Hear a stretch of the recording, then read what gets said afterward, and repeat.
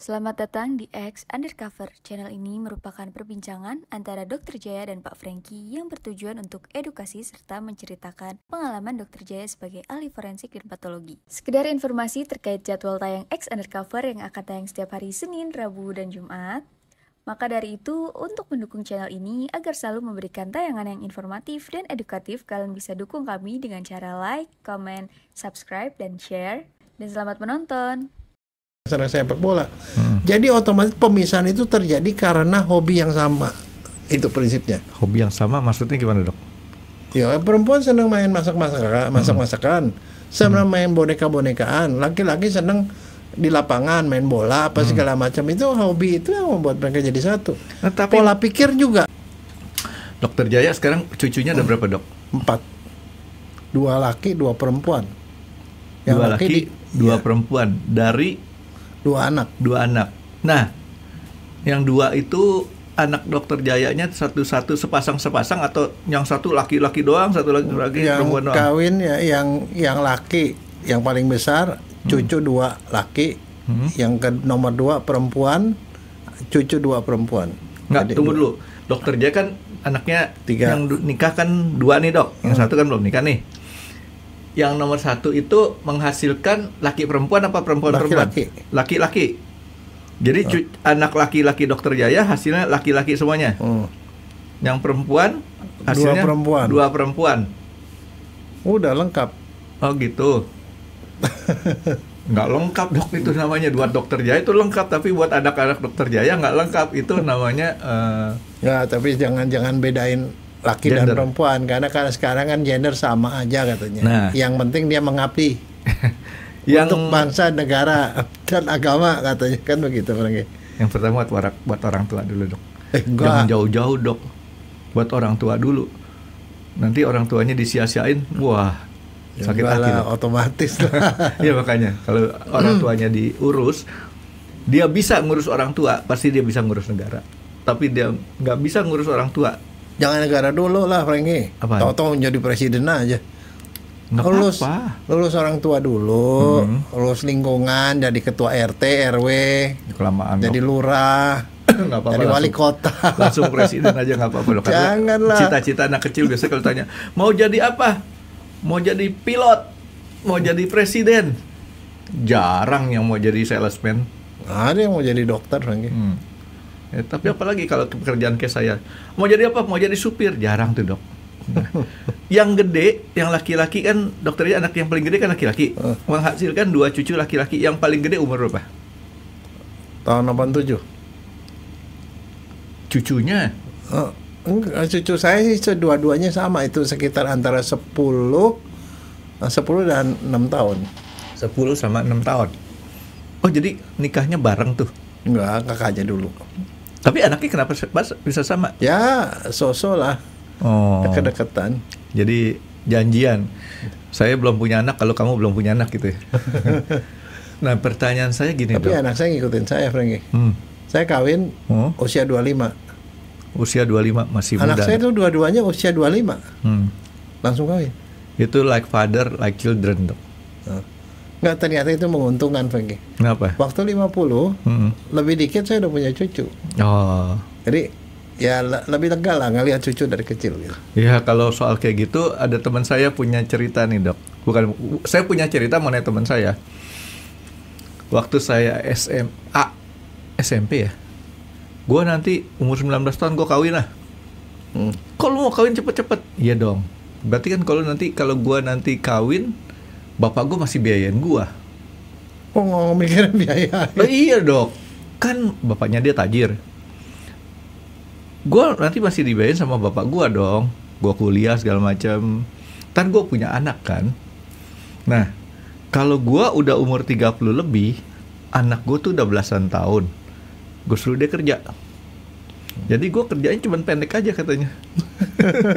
Paling gue lulus kuliah sampai S3 katanya 27. Enggak, tapi itu salah, Franky. Prinsip salah. Air itu turun dari atas ke bawah. Tidak ada kewajiban anak itu untuk menyokong orang tua. Ingat ya. Jadi orang tua jangan pernah ngarepin tuh dapat sesuatu dari anak. Nah, dia mencoba untuk membuat teori baru dong. Enggak lah, jangan lah. Harus dipraktekin. Oke, nah dok, ini saya mau tanya sama dokter Jaya. Kan anak-anak kecil nih dok, yang normal, saya kan termasuk yang nggak normal. Ada ketertarikan terhadap lawan jenis.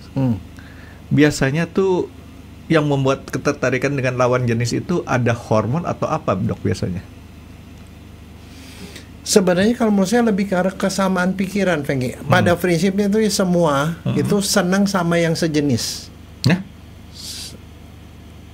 Misalnya kambing itu bergaul sama kambing, nggak gaul sama macan. Oke. Nah, anak-anak juga sama.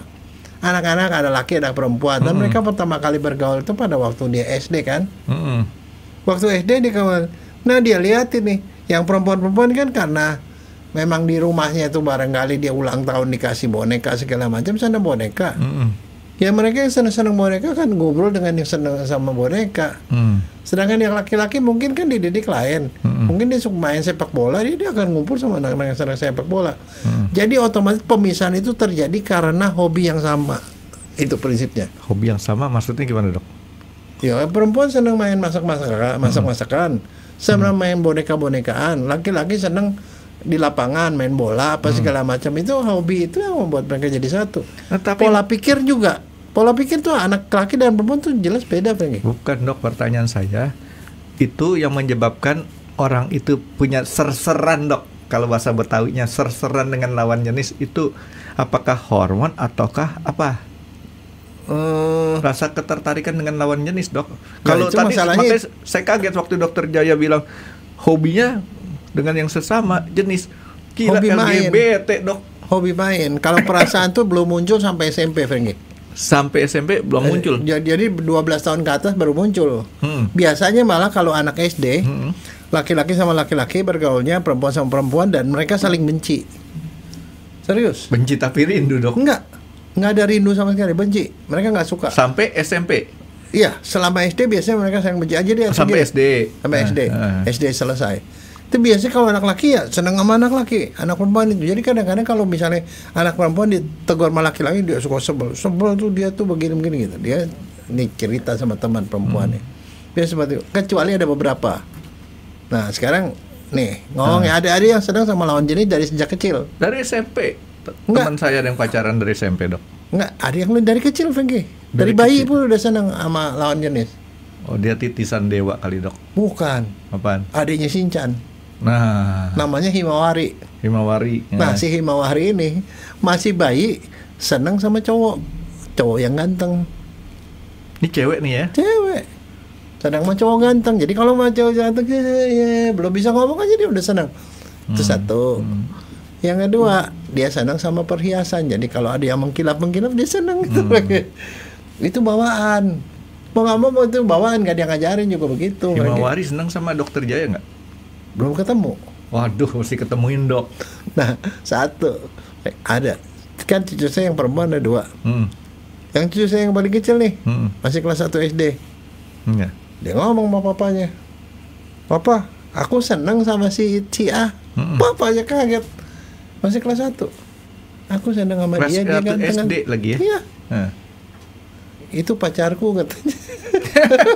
Loh, betul. Iya. Itu jadi ya nggak tahu itu dari mana kayak begitu, tapi papanya stres aja. Lo gimana gitu. Kalau cicinya kakaknya enggak. Aku benci sama cowok. Kenapa? Aku nggak suka cowok katanya. Ya udah. Tapi itu normal, Franky, nggak ada masalah.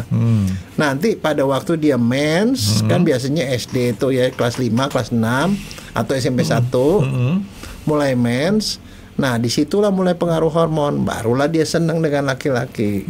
Jadi artinya yang tadi pertanyaan saya, kalau saya kesimpulkan dengan sederhana, hormon dok ya? Hormon yang pengaruhi. Kalau laki-laki? Sejak kapan? Sama.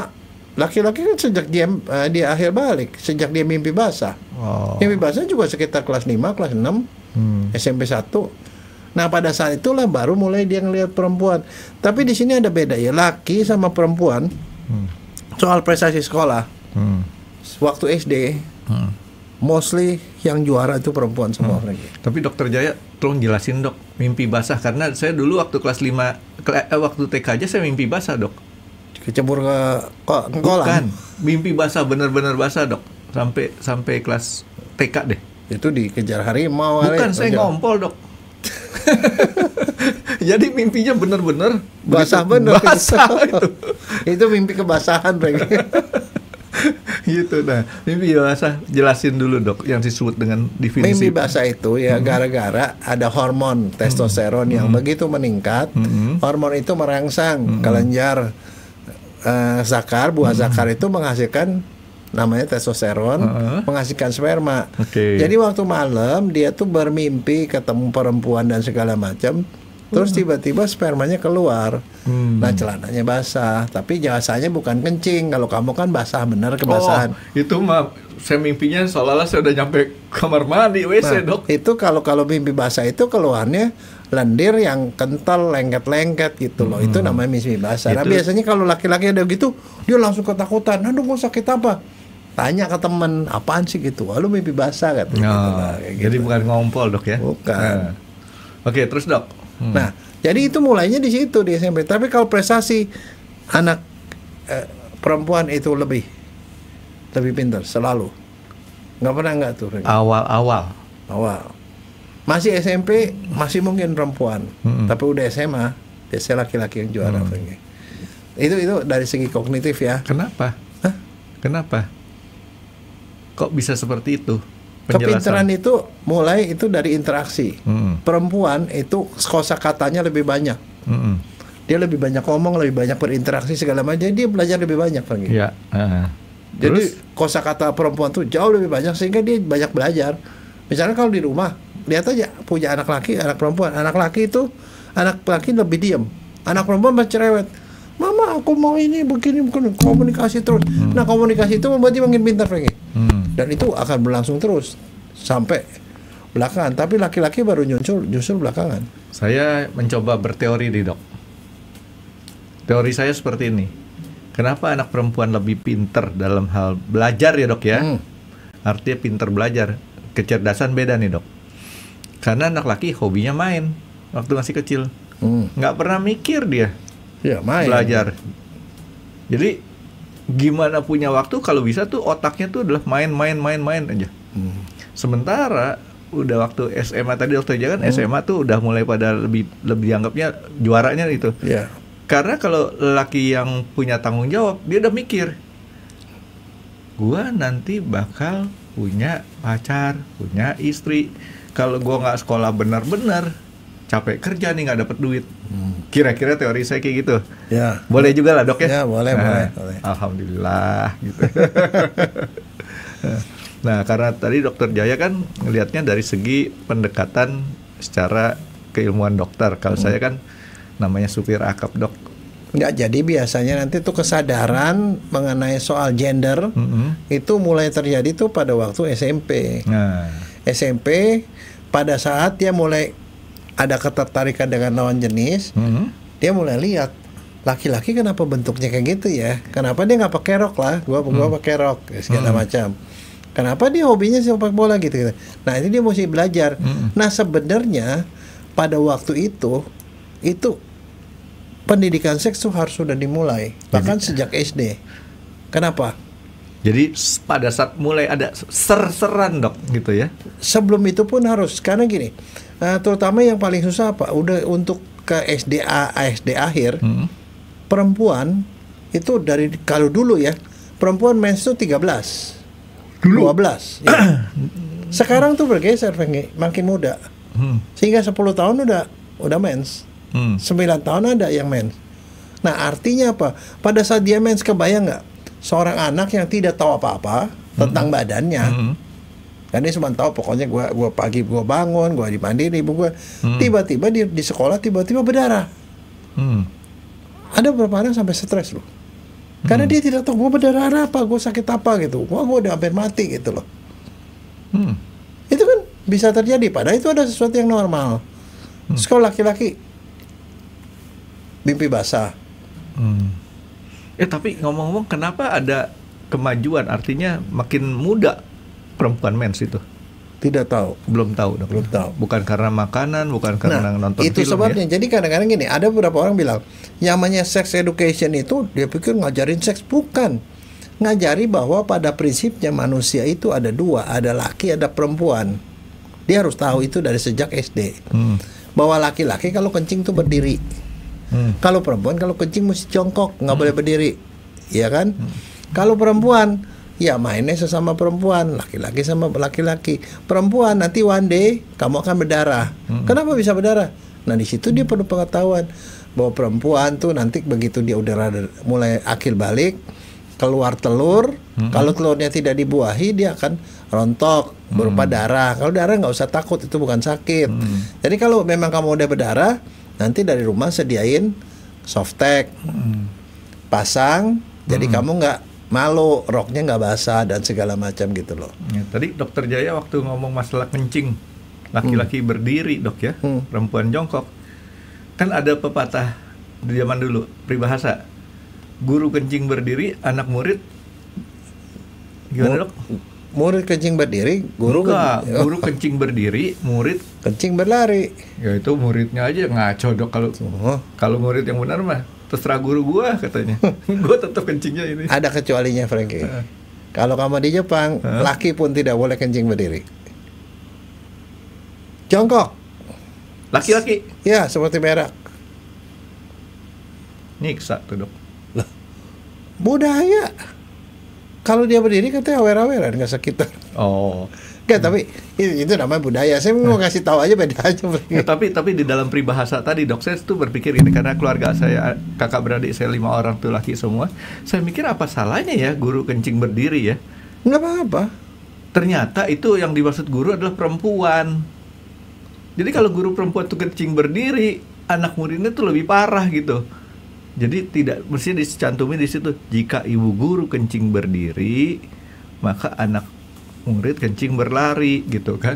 Nah ini karena kurang ada kata ibu gitu.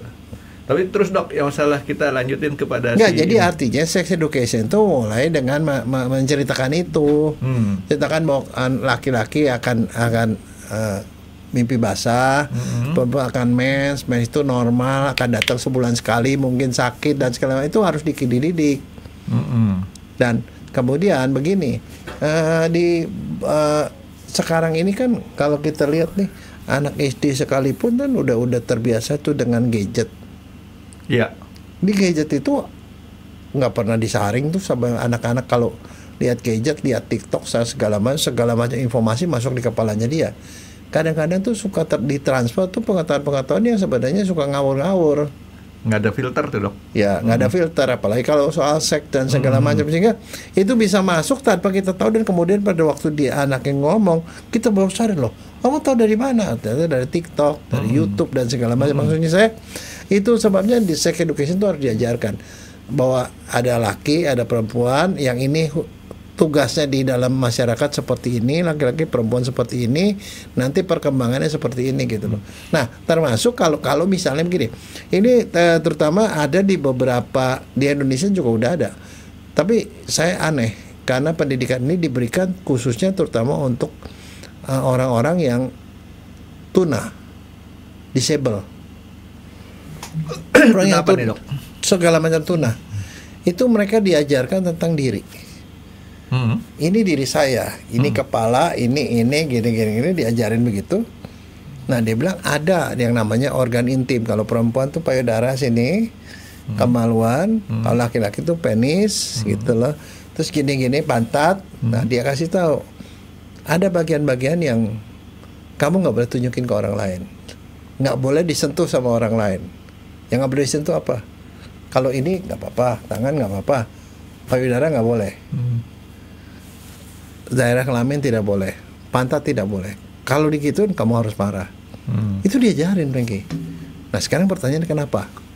Kenapa diajarin pada mereka? Itu anak-anak yang sekitar 8 tahun sampai sekian tahun tuh. Ya karena nantinya dia harus bisa membatasi, Dok, pergaulannya tuh sampai mana yang boleh, mana enggak. Ada resiko terhadap kebablasan orang itu. Disable ini. Oh, orang disable. Oh, disable. Saya ngomong ini disable. Bukan pada yang Jadi bisa tuna anggota badannya kurang ataupun buta, Hah?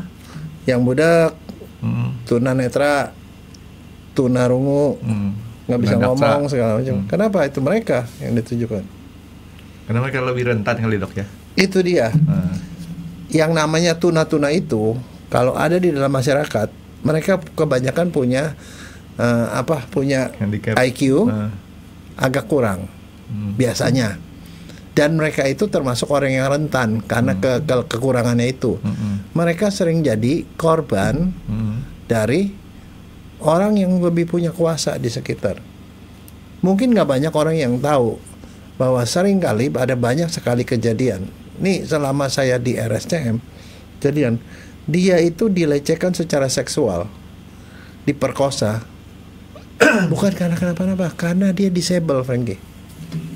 ya karena mungkin orang-orang yang punya ini lebih bagus fisik menganggap ini adalah objek yang tidak akan ngelawan dok. Tidak akan ngelawan, tidak bisa ngelawan dan segala macam. Nah, itu mereka jadi objek. Makanya ada proyek itu untuk melindungi mereka. Nah, jadi dia awalnya dikasih tahu laki-laki adalah seperti ini. Laki-laki sama perempuan tuh mestinya agak terpisah. Kalau perempuan sama perempuan oke. Misalnya mandi, kamu mandi nggak boleh mandi sama-sama. Laki-laki sendiri, perempuan sendiri.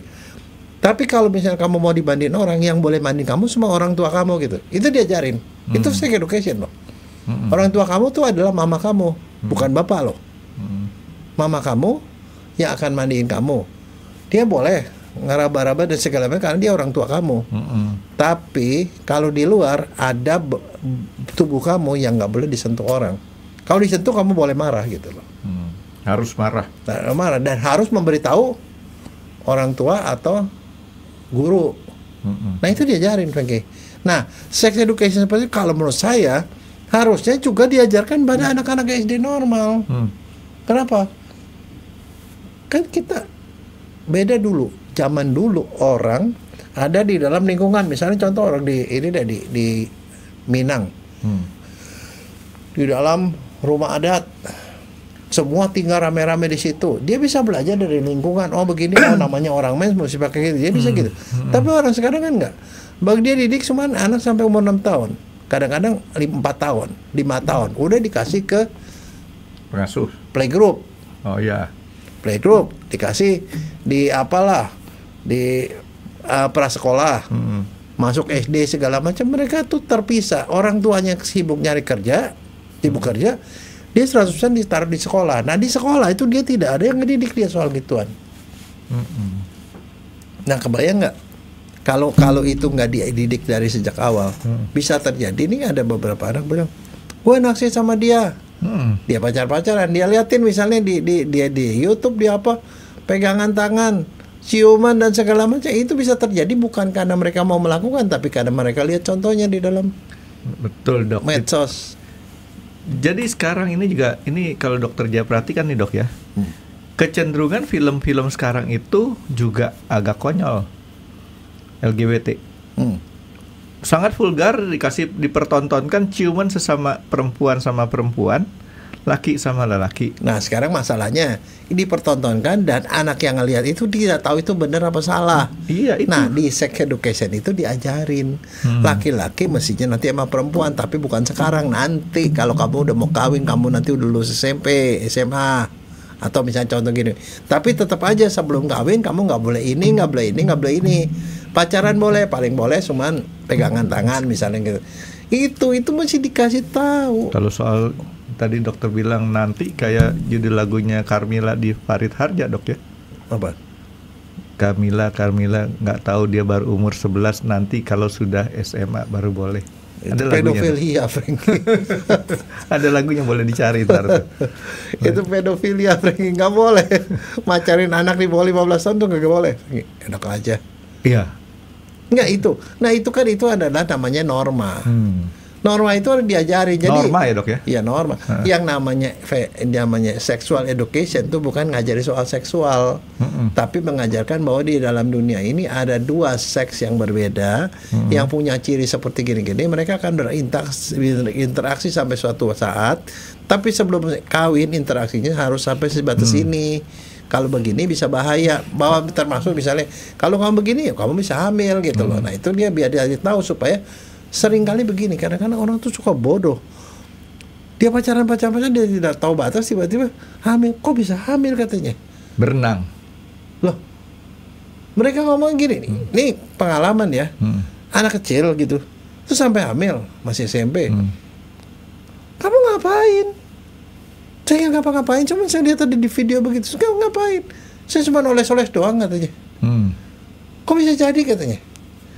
Dia pikir oles-oles nggak bisa jadi, itu kan kebodohannya dia. Dia tidak tahu. Saya bilang, kamu oles-oles kalau kamu keluar, sekali keluar itu semprot terus 300 juta. Ada satu yang masuk jadi kamu bisa hamilin orang. Nah, sekarang kalau kamu masih SMP, kamu mau kawin, kamu ngasih makan anak orang dari mana? Itu dari orang tuanya, Dok. Nggak, itu dia. Jadi yang namanya itu diajari soal perbedaannya, apa yang boleh, apa yang tidak.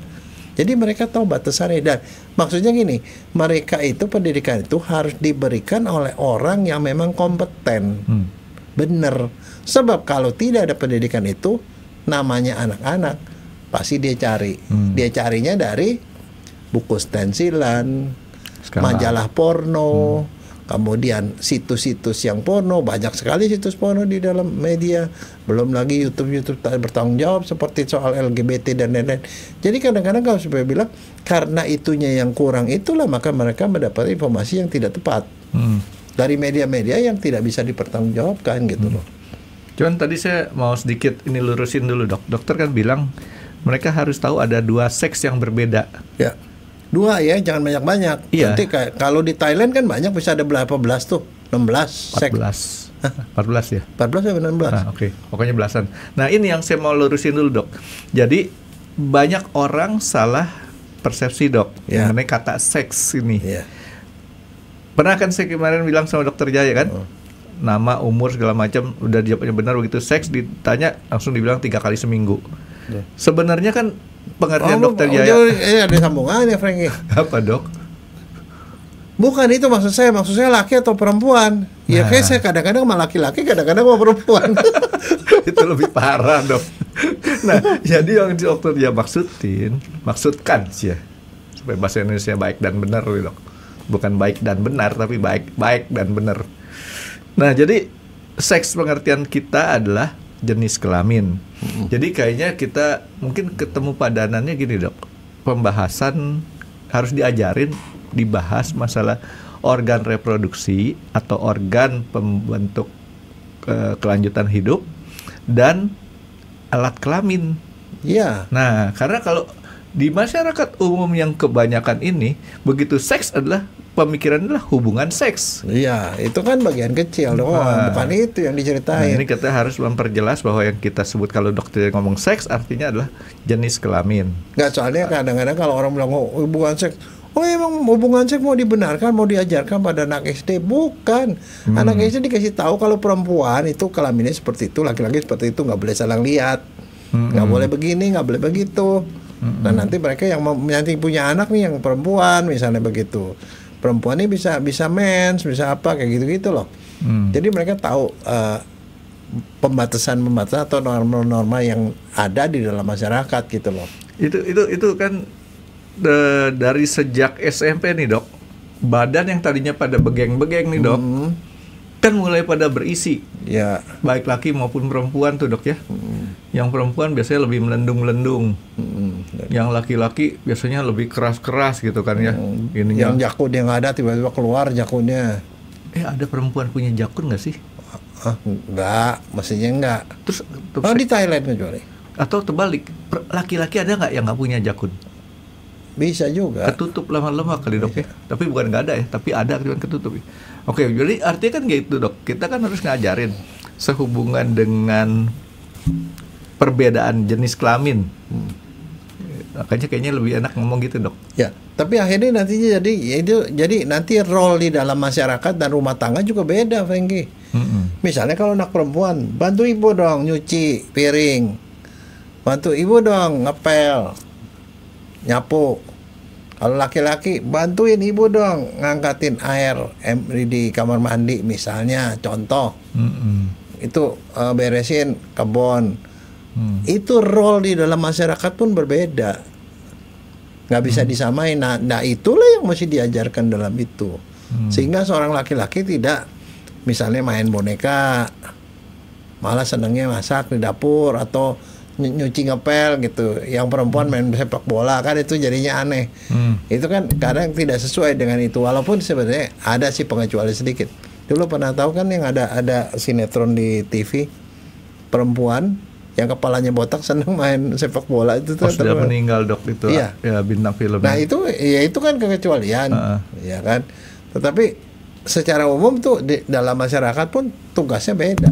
Kalau kita ngasih hadiah juga, cucu perempuan kasihnya yang sifatnya kayak perempuan dong, pita, boneka, gantungan kunci. Kalau laki-laki kasihnya bola lah. Iya dong, bola. Terus atau dia main mobil-mobilan, kan itu otomatis juga beda. Jangan sih karena tidak tahu langsung ngiri. Itu kakak kenapa dikasih mobil-mobilan? Saya kok dikasih boneka gitu. Kan bisa.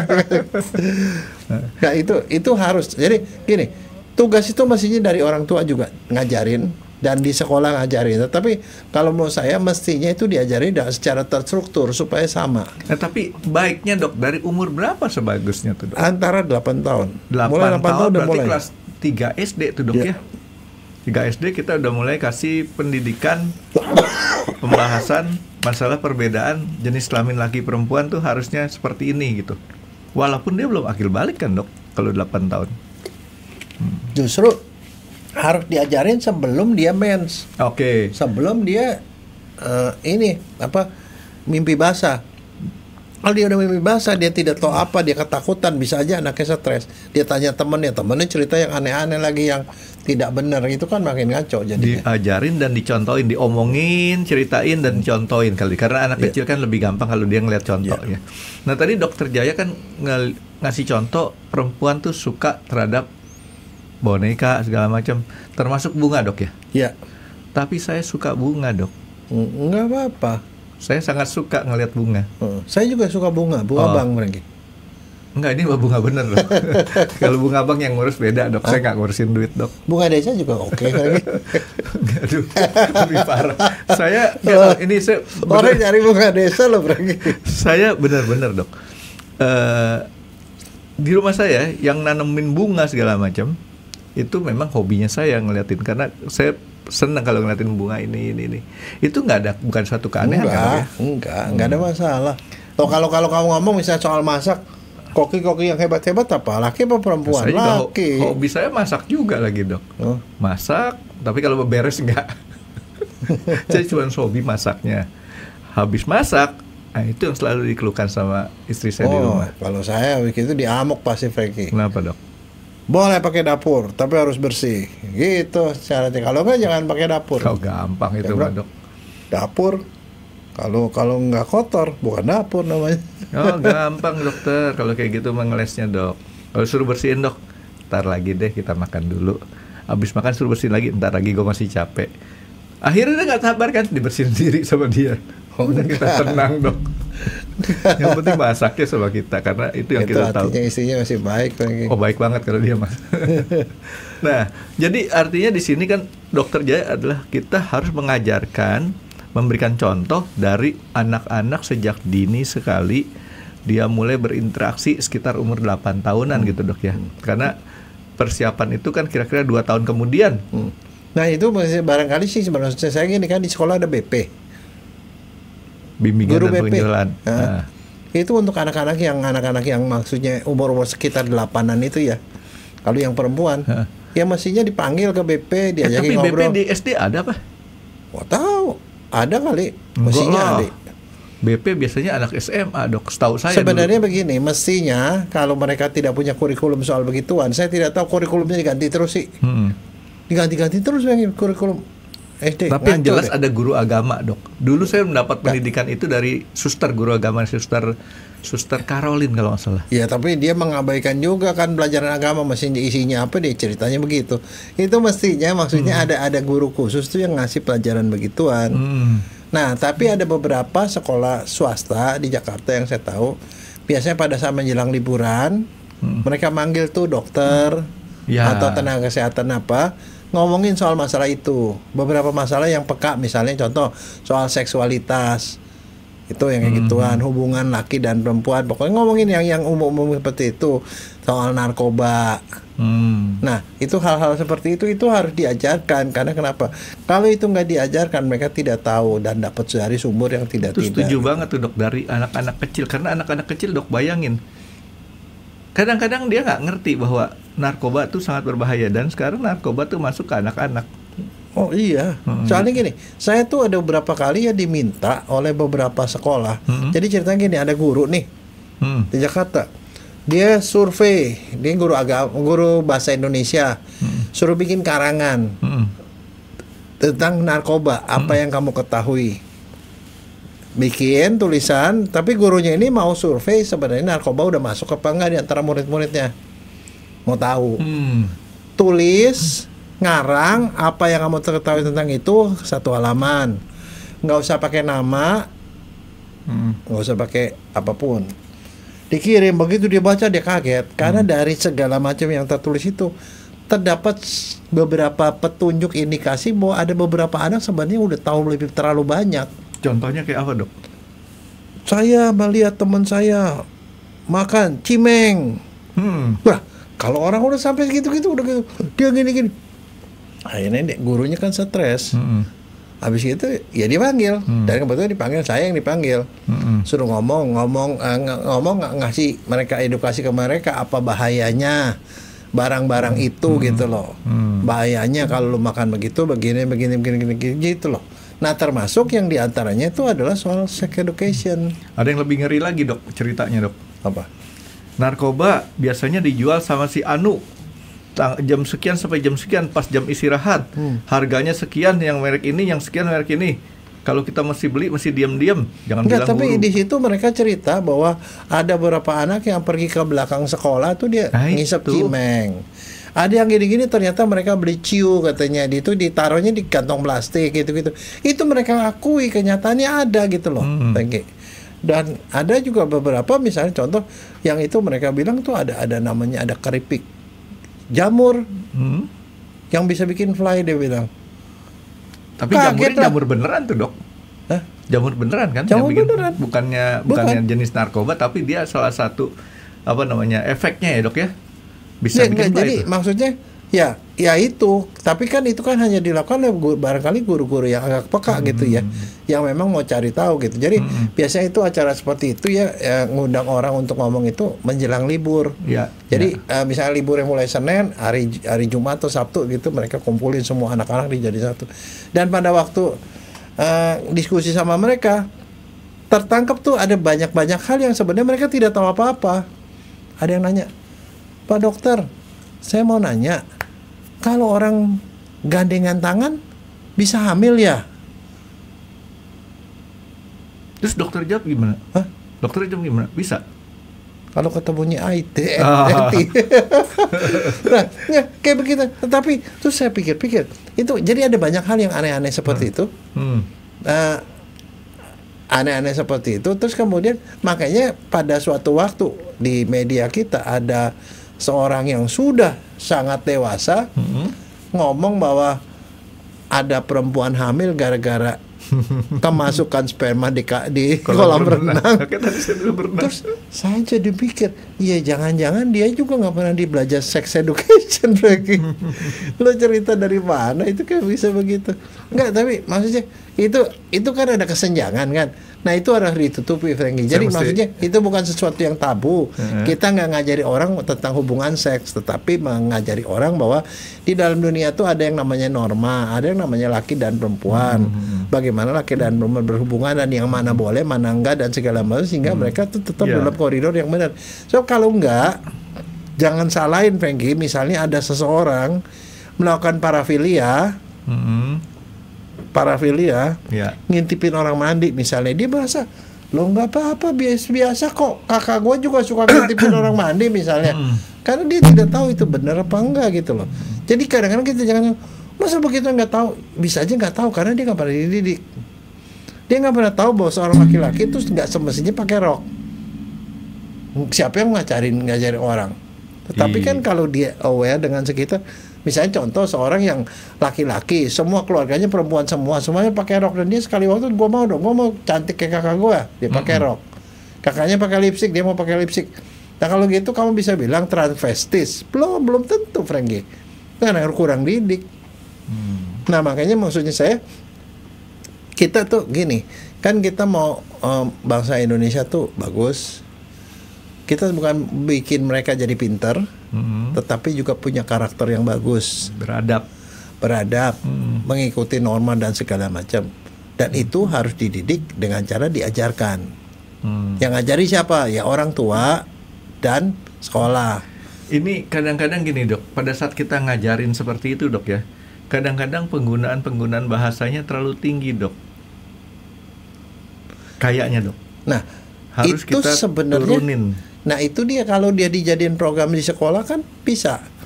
Kalau mau dicari di internet pun banyak itu namanya sexual education untuk anak SD misalnya. Ada berupa animasi atau apa sih, ada. Anak-anak disuruh nontonnya namanya, kemudian diskusi gitu. Apa salahnya? Tapi maksudnya saya tuh ada perhatian ke arah sana. Karena saya prihatin, karena makin lama nih ya, ini sebagai dokter forensik, makin banyak orang yang melakukan pelecehan seksual apa segala macam, orang yang usianya makin muda, Frankie. Anak-anak melakukan pelecehan seksual terhadap anak-anak. Nah sekarang kita gimana? Kita bilang dia tidak bermoral. Kadang-kadang belum tentu, karena mungkin mereka tidak tahu, tidak pernah diajar dan tidak tahu. Gitu. Nah itu kalau menurut saya memang itu harus gitu, supaya kenapa? Kita semua punya akhlak yang bagus gitu loh. Ya ini menarik. Jadi menurut saya gini dok, ini ada satu harus dipikirin dok, dipikirin suatu cara pendidikan. Ya menggunakan bahasa-bahasa yang gampang anak-anak mengerti. Kalau kita gunakan bahasa-bahasa yang terlalu ini hostnya kurang pembawa acaranya yang bawain cerita itu kurang berbobot ataupun apa, kayaknya bukan di situ. Kita harus cari bahasanya, kita turunin supaya semua lapisan tuh bisa masuk. Apalagi kalau kita ngomong ke anak kecil. Iya. Anak kecil itu kan kalau kita ngomong ini penis, ini kemudian ini, ya kan, ataupun apa. Begitu kita ngomong burung aja dok, ketawa tuh orang. Anak-anak kan langsung imajinasi anak-anak tuh bermain. Ini burung mau diapain sebenarnya kan? Nah, kita harus pakai perumpamaan lagi yang mungkin mereka lebih tahu bahwa si burung ini bisa berbahaya nih gitu kan ya. Ya, tapi satu yang juga jangan dilakukan dengan membohongi anak. Misalnya kalau anak datang tanya, "Mama, Dede keluarnya dari mana?" "Oh, itu ada burung bango." Bawa ayunan ditaruh di depan rumah. Oh ini dilihatin kapan jatuh di burung bango. Kayak gitu. Nggak mesti diterangin, tetapi dengan cara yang sesuai dengan usia anak-anaknya lah gitu. Dan satu lagi kemudian adalah menurut saya dijelasin resiko-resikonya. Saya sih ngelihat gini, kalau di negara-negara yang sudah maju dok ya, atau istilahnya dalam tanda kutip mereka tuh sudah mempunyai kebiasaan hubungan seks di usia-usia muda, yang diajarin adalah resikonya justru dok. Ya, resikonya kalau kalian melakukan seks aktif, artinya seks aktif itu artinya mereka sudah melakukan hubungan seks sejak kecil. Harus ada resiko gini nih. Tapi kalau menurut saya, karena negara kita kan beda, bukan negara seperti itu. Justru kita jangan mengajarkan larangannya seperti itu. Bukannya mengajarkan resikonya, tapi cara kita melarangnya bagaimana. Ya contoh kayak tadi, emang mau anak kecil kemudian punya anak, terus ngurusnya kayak gimana gitu kan. Dengan cara kayak gitu kan mereka kan harusnya sudah lebih sadar. Enggak, tapi hati-hati juga nonton film. Saya nonton film misalnya ada gini, "Pi, aku mau pergi ya, mau pergi nonton sama pacar saya." Ditarik ke belakang bapinya. "Udah bawa pengaman belum?" Itu di negara-negara yang sudah maju itu dok. Iya seperti itu. Tetapi yang kayak begitu kan kalau anak nonton nggak cocok di Indonesia. Kan nggak cocok. Itulah makanya itu harus dilawannya dengan cara itu kan nggak bisa enggak ya, ini memang budayanya mereka. Dengan sex education dikasih tahu itu kan barat. Ya, di Indonesia sih nggak kayak gitu gitu. Ya, jadi artinya kita harus sadarin dulu bahwa kejadian di tempat sana itu harusnya bisa dikekang. di Indonesia nggak Ya, cocok. ya, tapi di teks kan kagak ada. Jangan kerjakan ini di rumah gitu, nggak ada. Oh. Iya kan, maksudnya gitu. Dia tidak tahu, dia pikir ini film itu ada kondisi yang benar-benar gitu loh. Iya, makanya Ya kan? kita ya biasanya kan ada apa? Kalau di film-film kan ada R ya, R plus gitu ya, artinya restricted, hanya kalangan umur tertentu. Nah itu harus Itu adanya di bioskop, Frankie. Di Netflix ada, tetapi tetap aja siapapun boleh nonton. Nah itu tinggal Kan nggak ada dok parental settingnya dok. Ada. Jadi Oh, makanya saya kok nggak dibatasin ya? dokter dia kan golongan negara maju. Masih balita, Frankie. Kalau saya sih rumah kan isinya cuma sedikit dan udah dewasa semua. Jadi itu harus di setting seperti itu. Kita sebenarnya fasilitas itu udah pada punya. Tapi sekarang percuma digituin, Frankie. Anak-anak lebih pintar dari kita soal settingnya di blog, dibuka sama dia juga bisa. Nggak, jadi sebenarnya gini dok, tinggal kayak tadi dokter Dia punya ide kan bagus tuh. Harus banyak dilakukan penyuluhan istilahnya kan dok. Ya, atau malah dibikin program karena itu udah Iya. pasti masalah. Misalnya contoh, semua anak yang umur 8 tahun udah pasti kena mens kan di itu, ya diajari soal mens. Untuk kayak gituan supaya anak-anak tuh ngerti. Dan nggak tiba-tiba datang di UKS katanya berdarah-darah karena dia tidak tahu apa-apa gitu, dia stres gitu loh. Jangan cuma sekali dok. Kalau Iya. sekali artinya kan ya mohon maaf ya, orang kan sekali tuh apa sih yang tadi itu kan nggak nginget kadang-kadang. Ya kalau yang di sekolah itu ya Frankie, yang tadi yang orang disable itu diajarin ini celana, ini softtek tuh ditempel ini kayak begini, ini ininya kupingnya tuh ditempel ke belakang baru dipakai. Jadi kalau kamu mens, kamu ketutup semua ini, ayo latihan. Begitu Pak gurunya. Sampai kayak gitunya dok. Ya? Iya, jadi bukan ditunjukin Frankie, dikerjain. Dipanggil 3 orang nih, kira-kira ini yang kayaknya amplomen nih, panggil dikejar, diajarin, gitu. Ajarin. Ya artinya di sini kita kan ada 2 nih dok, dari sejarah tinjauan medis yang dokter Jaya, terus tinjauan secara moral kan, artinya mungkin dari segi yang tadi saya ngomong guru agama kita ngomongin hubungan yang pantas laki perempuan tuh seperti apa gitu kan dok ya. Ya. Supaya jangan sampai kebablasan Ya itu. melakukan hubungan yang di luar daripada kita punya hak. Ya. Karena begitu kita ngomong hak, pura-puranya ataupun apa akan timbul tanggung jawab kan dok ya. Nah, tanggung jawabnya belum siap tapi udah minta hak duluan. Gitu. Oke dok, jadi di sini kalau kita bicara soal anak-anak tadi dokter Dia bilang mulai dari 8 tahunan dok ya. Ya, 8 tahun. Sebaiknya tuh seberapa sering dok program ini? Apakah setahun sekali ataukah kita bicara 6 bulan sekali? Kalau menurut saya sih masih terus menerus Frankie. Atau Misalnya, dibikinin dalam ini? Mungkin setiap 6 bulan sekali paling sedikit kalau mau saya. Jadi soalnya gini, yang namanya kan selalu dibilang kan kalau lancar kaji karena diulang, pasar jalan karena ditempuh. Kaji dok? Kalau mau ngaji itu mesti ulang-ulang Frankie sampai hafal. Saya pikir dokter ngomong jalan kaji di dekat. Sama satu lagi pasar jalan karena tempuh. Jadi kalau di jalanan tuh ada jalan yang dilewati roda terus itu jalan jadi licin. Nah itu pasar tuh. Pasar jalan tuh artinya pasarnya licin karena sering kali dilindas sama ban mobil. Jadi itu prinsipnya. Jadi harus diulang-ulang. Kalau anak dibilang bangun tidur, beresin tempat tidur. Besok kamu bangun tidur, beresin tempat tidur gitu sampai meresap dan kemudian dia lakukan itu terus jadi otomatis gitu loh. Itu prinsipnya. Anak selalu gitu, nggak bisa nggak diulang. So gini, kalau dia belajar sekali, masuk memori jangka pendek. Diulang-ulang lah, akhir memori jangka panjang. Memori jangka panjang nggak bakal lupa. Prinsipnya begitu. Jadi saya batasin dulu dok bahwa di sini sebenarnya hormon awalnya dok ya, yang mempengaruhi ser-seran.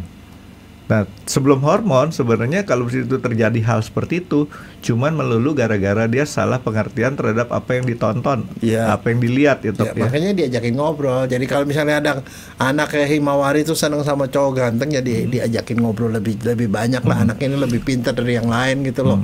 Nah kalau misalnya terjadi suatu hal yang istilahnya abnormal dok, luar biasa, itu kecil ya dok ya? Ada Kecil, kan? ada, tapi itu kecil-kecil lah. Jadi kita lebih bagus urusin yang normalnya dulu. Ya. Yang normalnya kita urusin, sehingga yang abnormalnya si eksesnya tuh boleh dibilang kecil. Itu bagian private ya lah. Nah, kalau misalkan anak-anak nih dok, yang kalau secara medis nih dok ya, kita kalau misalkan kita mau ngajarin apa namanya masalah jenis kelamin lagi dok, sebenarnya selain daripada cuman masalah hamil nih dok, apalagi sih dok? Penyakit menular seksual. Penyakit menular seksual. Terus batasan apa yang boleh dilakukan, apa yang enggak.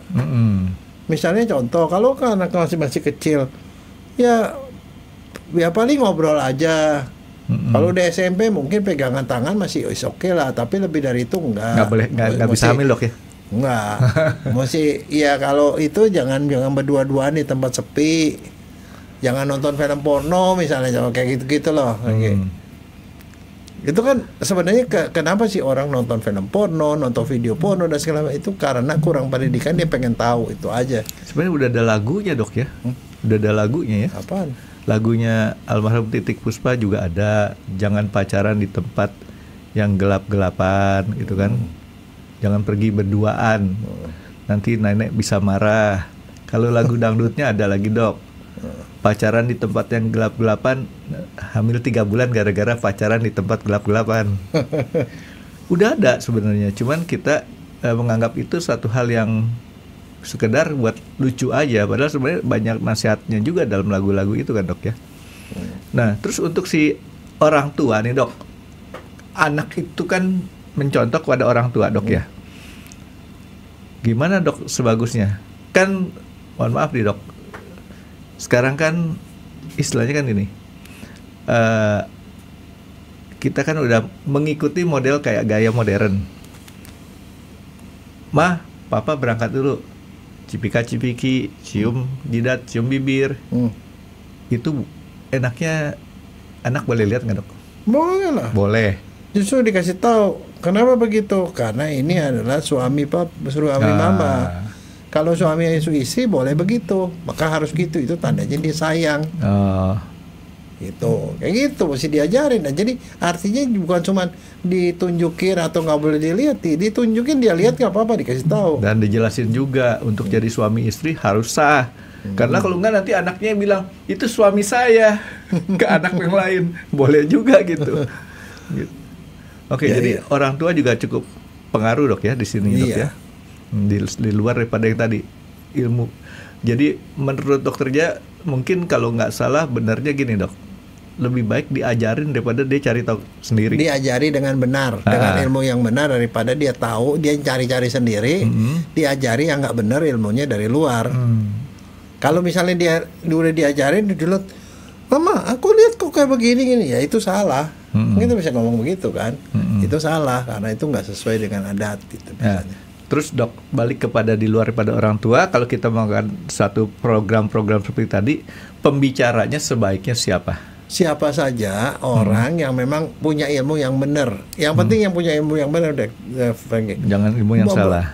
Kalau dokter dokter udah pasti benar. Kalau perawat ada beberapa pekerja sosial yang memang belajar soal begitu, nih nggak ada masalah. Jadi, guru BP kalau menurut saya. Tapi dia jangan ngomong hal yang dia tidak tahu.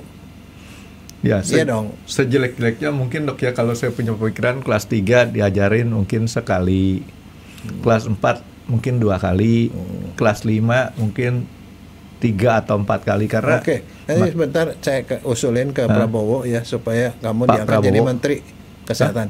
Nggak mau dok. Menteri Pendidikan. Terima kasih dok. Di dasar dan menengah. Saya cukup jadi supir akap aja dok, bebas dok, keliling sana keliling sini. Dan itu mungkin soalnya itu nggak diperhatikan Franky. Ada satu yang dari dulu sampai sekarang nih saya masih mikirin ya. Waktu di Jepang segala macam selalu dia bilang kita membangun karakter. Di Jepang itu 3 tahun pertama tuh anak nggak sekolah apa-apa loh Franky. Nggak ada pelajaran. Pelajaran ini cuma soal etika. Bagaimana harus jaga kebersihan, bagaimana harus berbaris apa sih. Jadi itu 3 tahun pertama. Nah di Indonesia dulu waktu zaman saya masih ada budi pekerti.